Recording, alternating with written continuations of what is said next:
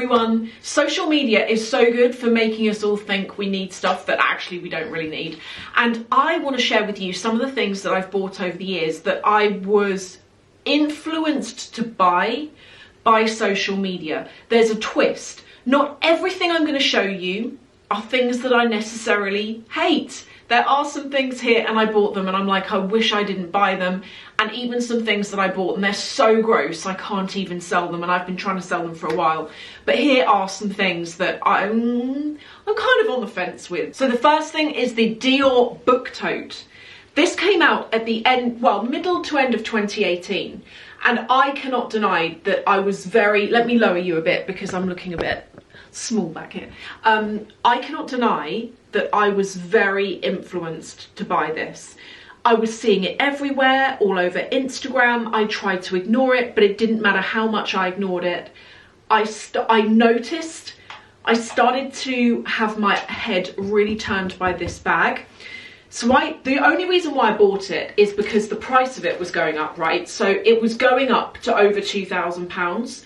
When these came out, they were around about 1,950, something like that, under 2K. And I thought, that's a lot for what is basically a tote shopping bag. It felt like a lot. But then my essay at the time, Anne Lee, for any of you who remember Anne Lee contacted me and was like, just a heads up, price is going up tomorrow. So I was free that day, so I went into Harrods and I was like, do you know what, I'm just going to get it because I know it's the kind of thing I'm going to use. Now this is something I was influenced to buy, and I'm glad. I love it. It's actually full of all of my gym stuff at the moment, like my locker key, sunglasses, stuff for in the shower, the stuff that, oh, this as well, this is like a hand sanitizer. I got that in Hong Kong, I like that. And then just a hair clip for when I take a shower at the gym and I can tie my hair up. But this is something that I actually use multiple times every single week because I go to the gym roughly every 4 to 6 days. So it's something that I use regular. It's really held together. I did get a base shaper for it because sometimes this can sag a bit, but it's held its shape really nicely. It's just a great bag. It's just such a good bag. Now moving on to something that I wish I didn't buy. And I've only got 2 of these items to show you because the truth is I've actually got loads of them. But it's social media makeup. I used to be obsessed with the beauty community on YouTube in particular. And there would always be a new palette out. I'm talking, I was really into it sort of like 10 years ago. I'm not into it anymore. I got bored of it quite quickly, but every time there was a new palette out, you'd see people doing like amazing looks with it, and then the packaging of the new products always looked great. And I used to sometimes really rush out and buy this makeup, and then it would go out of stock. I think they do it on purpose. Well, some of the makeup that I used to buy into was a lot of the makeup where the influencer put their name to the product. So this is by Anastasia Beverly Hills, but it's actually, do you remember Dress Your Face? Tamana. Dress Your Face was like, I used to watch her constantly. I still follow her now actually on Instagram. But this was a makeup palette that I bought. And I bought it and it's not even colours that I use. It's these kind of colours. I wouldn't even use them. I haven't even used them. I think I've used them like the tiniest bit. Some of them I haven't dipped into at all.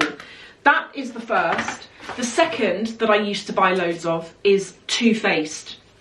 Do you remember those little palettes? This is one of them. Those palettes that came in like a cardboard box. I haven't even opened this one. Okay, so this is another eye palette, and it's one of the ones that came in like the magnetic. Oh my god, the tabs just come off it. Okay. It's one of the ones that comes in the cardboard packaging that looks like this. And I used to buy so many of these because I liked the packaging. It felt cute, like quite small.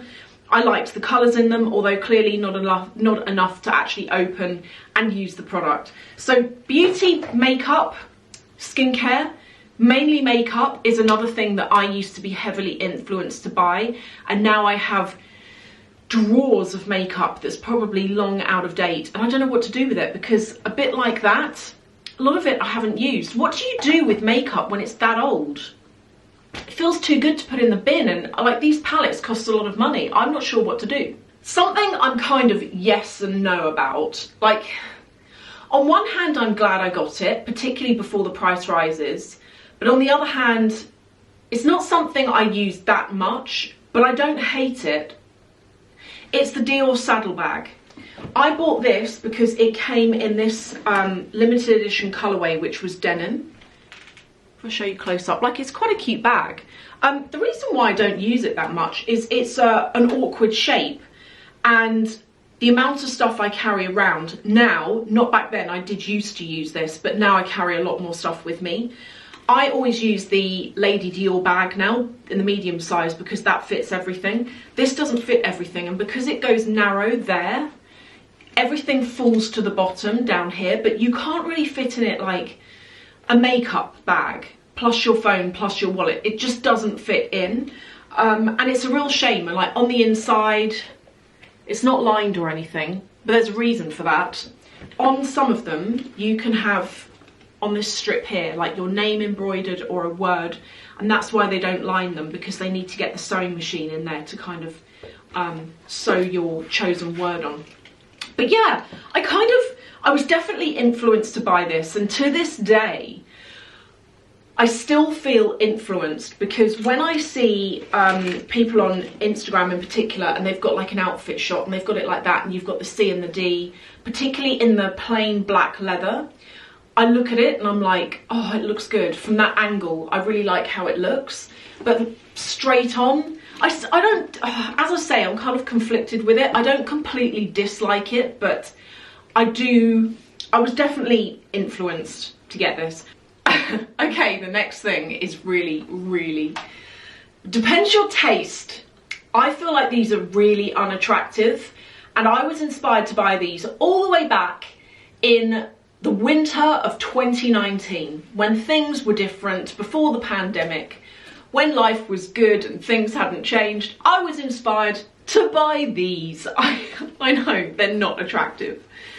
They're not attractive at all. These are Gucci boots, and I like Gucci. It's not that, it's just the style. I bought them, and first of all, here's the problem. Let me just put one down. The first problem is, I should have realised this, but they've got quite a big platform and quite a big heel. Now, I'm already tall. When I put these on, I'm stupidly tall. I'm tall to a point where I feel uncomfortable in myself. And when I bought these, tried them on, was a bit like this about it, but felt like I could get them to work. Showed David with me on wearing them, and he was like, you're so tall that actually people would stare, like you're that tall with them on. And also he was like, I'm not really sure that they're going to work with stuff, and I should have listened to him, because they don't really work with much. I almost need a bag that's got the same print on it, because when you try and wear these, if you're going to use a bag with it, you need something to pull this in. And I've tried just about everything, just like a plain black outfit, a white bag or a black bag. It's just, they stand out in an outfit in a way that kind of clashes in a weird way. And I put these on Depop. I can't give them away. No one is interested in these, and they are an acquired taste, I will say. They are a very acquired taste. What do you think? If you like them, they're on my Depop. The next, and this is something that I bought, then I returned, because even actually a lot of you were telling me it's a no. And then I bought it again, but from another brand where it was cheaper. It's the Max Mara Teddy coat. They are so iconic. And when they came out, when was it? Like 2017 or something? Maybe even a bit before. They came out, and I've got to say I didn't like them from the start. But again, I was seeing people, I was influenced by people that were making them look amazing. Particularly like in their fashion shots on Instagram, on YouTube. I was seeing them everywhere. And as someone who's always freezing in the winter, I thought this could actually be like a really good idea to buy one of these.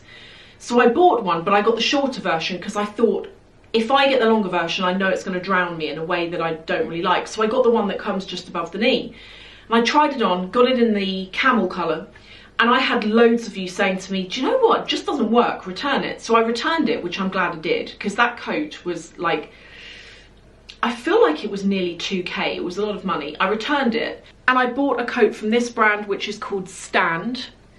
And again, it's a black teddy coat, very similar to Max Mara. I don't like it because it's so bulky, and when I wear it out, and I don't kill me, but I feel like this with the Max Mara coats, it looks like a dressing gown. And when I wear it out, I feel conscious that it looks like I'm wearing my dressing gown. I don't think they look chic as such. I think on some people they really can, but on me, they just don't look chic. I look bulky, I look scruffy, and I look like I'm wearing my dressing gown. I've got 2 more items. How many of you remember these? Do you remember these sneakers from Fendi? I was 1000% influenced into buying these, and I bought them. Now I will say, I don't dislike these. I actually really like them, but there is a fundamental flaw with them. There is a problem. See this band here? If you have a high, is it called an instep? You know when the bit on the top of your foot goes up, like arches up quite high? If you have that, doesn't matter what you do, that bit digs in so badly that I wore these into London on a weekend with David, and the bone on the top of my foot was so painful on both feet, it made my feet numb, where it was like cutting off the blood circulation. And I was hobbling along, and I wished I hadn't worn them. And it doesn't matter how loose you do it, it's where the fabric crosses over, it's just there. See where the fabric crosses over there? That's exactly where it digs in.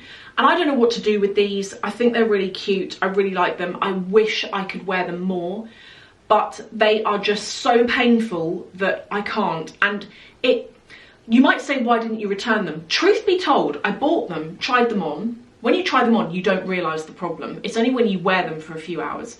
Tried them on, was like, yeah, I love them. Kept them, exceeded the return day limit, 30 days. And then it's only when I wore them a couple of weeks ago that I was like, ow, they really hurt. So that's another thing that I don't know what to do with them. Do I put them on Depop? I would be sad to see them go, but I just know because of the pain, I wouldn't wear them. I think if you've got like a lower, what is that called? You know, the top bit of your foot, where your leg joins your foot and it goes down like that, and then you've got your toes. That bit there, on me, is quite high, like I've got quite high arches underneath and on the top. And I think if you've got that, these are a no-go. If you've got like a flatter foot, perfect. And then the famous, infamous Celine belt. You know this? So I have, without doubt, been influenced into buying this. And this is something that I'm glad I bought. So far anyway, I might change my mind on it, but so far I'm glad I bought it. I like the little pop of gold. I like the price. It wasn't too expensive. I can't remember how much, but it wasn't like crazy, crazy. I like the classic nature of the logo on the front.